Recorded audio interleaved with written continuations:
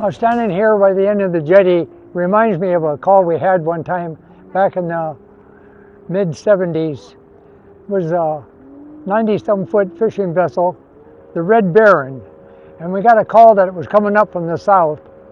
So we got the 52-foot motor lifeboat, the Victory, underway, and we came out to stand by at the end of the jetties because the bar was breaking across there occasionally with huge swells with the big series coming in.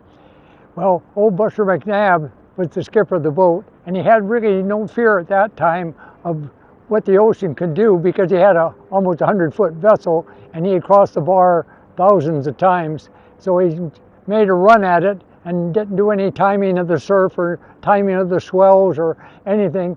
And halfway in, a big series came along and caught that boat, and it ran it from, that was about half a mile out, caught the boat, and about a 25-foot swell picked up and started breaking, caught the boat, and started it running. And it went up, and the swell picked the boat up 90-some foot, almost a 100-foot vessel, picked that vessel on up, put it on its side, and did a 90 to 100-degree roll.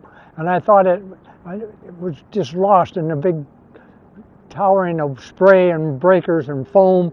And when it came up, it was right side up, but was north of the North Jetty, and another big series was coming in, and so we headed for it, and there was no call on the radio. Well, what had happened was it took his windows out on one side when he went over and washed out his electronics, and he could not make a call.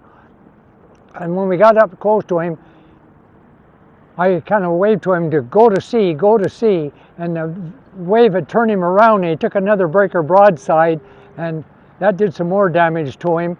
And we started on out to sea, and as we did, the 52-footer, the generator overheated, and when it overheated, it went off the line, and all of a sudden I lost all steering. The rudder was just locked in place, and I'm just telling him by motion. I'm on the bridge, and they had to man out up on the flying bridge on his boat, and out to sea they went, and I was doing all the steering with the twin screws, and finally the engineer went down, got the other generator on the line, and we got the steering back. And I was wondering why I lost my steering, but I was more concerned about him because if he took another series of breakers broadside, he probably would have lost the boat. And there was 5 people on board. In fact, he had his wife on board that trip.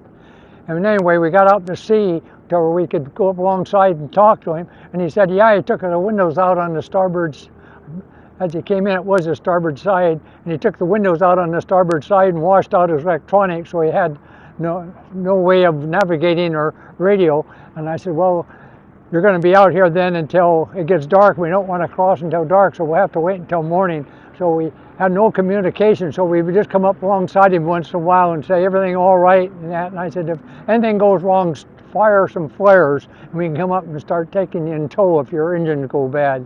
And so we babysat with him all night long. And in the morning, when it was still pretty good, and we started in, and he took the only breaker on the bar, he took over the stern and washed his decks down just to kind of remind him. And from that time on, old Buster had a great respect for what the sea could do. And we found out that on the 52-footer, the reason I lost my steering was once the generator stopped, it quit the automatic steering, and a great big hydraulic arm that pushed the steering back and forth. The bearings in there were froze up, and as long as the generator was going, it had enough push to go. But without the generator going, there's no way a man could steer it. It took 10 tons of pressure to relieve it, and so we had to have that all fixed on up and got back. So it was quite a night ride. But old Buster McAdams, later on, he took me up to Dutch Harbor, Alaska, to do some of his boats. I did compasses, and I did 3 of his boats up there, and then I made a 10-day king crab trip with him, which was really an experience.